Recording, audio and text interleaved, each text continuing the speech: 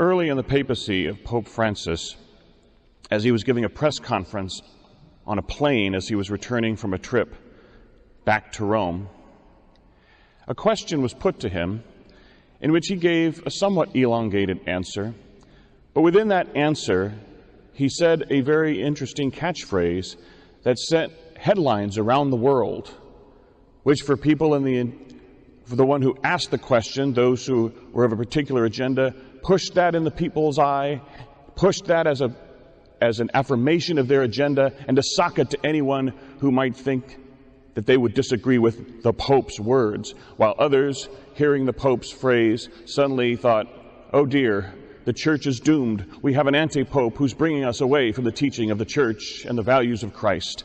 And the words of Pope Francis were, "Who am I to judge?" It became a defining phrase in the early years of his papacy, and perhaps still is today. But it was interesting because when you take his phrase, "Who am I to judge?" in the full context of his elongated answer to the question that was put to him, you realize that the interpretation that was pushed in people's faces as a result of that one phrase was nowhere near what Pope Francis was speaking of when he answered the question that was put to him. But as is often the case, especially in media, and especially in this stage of social media, things are taken out of context and an agenda is promoted accordingly. In today's gospel, I have no doubt that if we saw the encounter of the woman caught in adultery today, the headlines the next day would no doubt read, "Jesus condones adultery." Subheading would be, "Rabbi from Nazareth refuses to condemn notorious sinner." This would be nothing new with regard to this particular gospel. Many people like to focus on perhaps what Jesus was writing on the ground as the religious leaders were accusing the woman. One tradition has it that he was writing the names of all the accusers and the individual sins that they had on the ground. I like to think he was just doodling, not really listening to what was going on. And then when they pressed the case, he stood up, said, "Okay, he who is without sin, go for it." Then sat down and continued doodling as he was. Others, and one that I find intriguing, given what the woman was accused of, often wonder if Jesus' phrase was somewhat lost in translation in how it was put, and that in fact Jesus said, "He who is without sin with her, cast the first stone," because it goes out of his way to say afterwards that one by one they walked away, starting with the elders. I haven't found anything to support that translation, but it's an interesting twist on the story. But this is definitely a story in which much of it is taken very much out of context, certain aspects of the story itself. Not the least of which is, "I do not condemn you."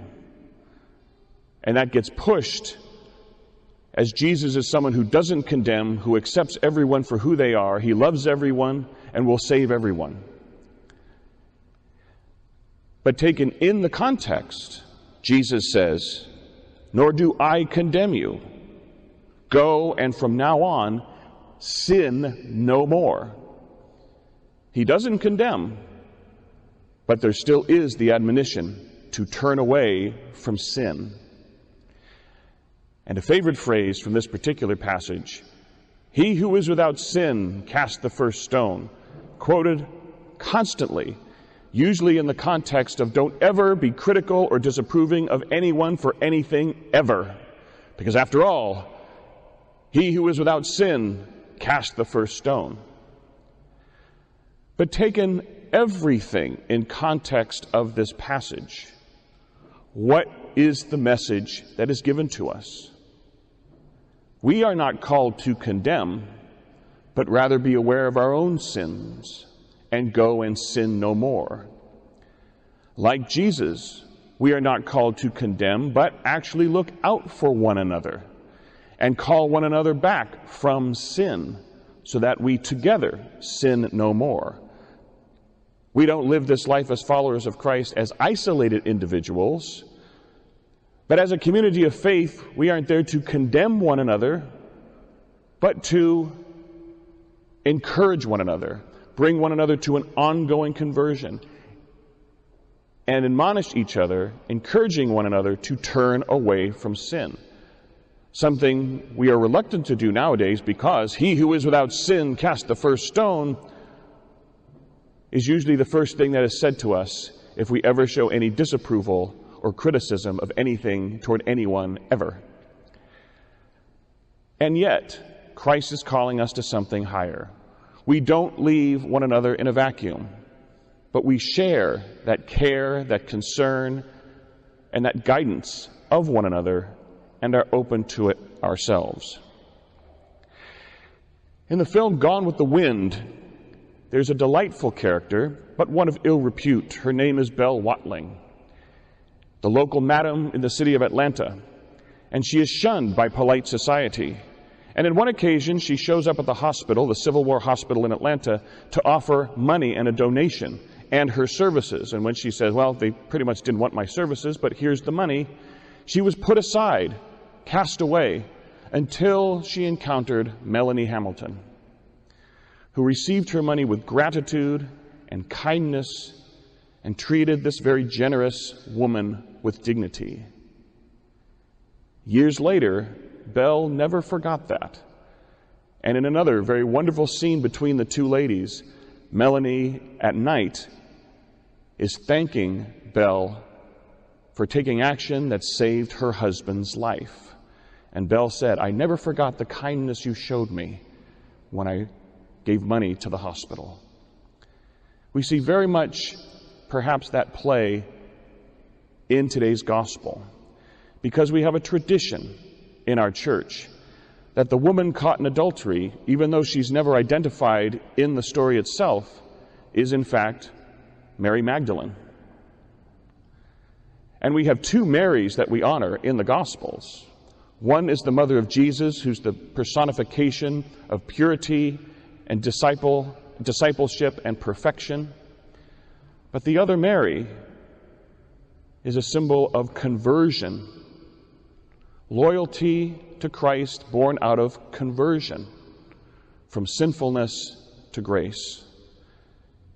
And if we take this story into account, it was brought about by Jesus' actions, not to condemn her, but treating her with a dignity that she perhaps was never treated with before, given the sin she was caught in. And that brought about not a condoning of the sin, but a full conversion of one of his most stalwart and loyal disciples, who we see constantly with him throughout the rest of the gospel story.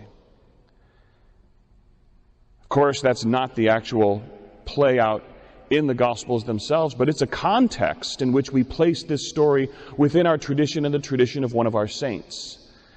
And in that context, we see this as a very dynamic action of Jesus that not only doesn't condemn, while at the same time telling the woman to turn away from sin, but gives us an aftermath of the other Mary of the gospel stories. Not a Mary whose greatness is brought out of purity and sinlessness and perfection and discipleship, but one whose holiness was brought from the ashes of sin and brought about by full conversion from sin to grace, in which she personifies the very call that we have during this season of Lent, to turn away from sin and be faithful to the gospel. So yes, this is a gospel in which, like in many things, we like to take things out of context. And the manner in which we tend to take things out of context tend to be very shallow, not very substantial. But when we do take things, whether it's the words of the Holy Father or the words of the Holy Scriptures, in the full context in which we find them, then we find a very deep and substantial example of how we are called to be as followers of Christ.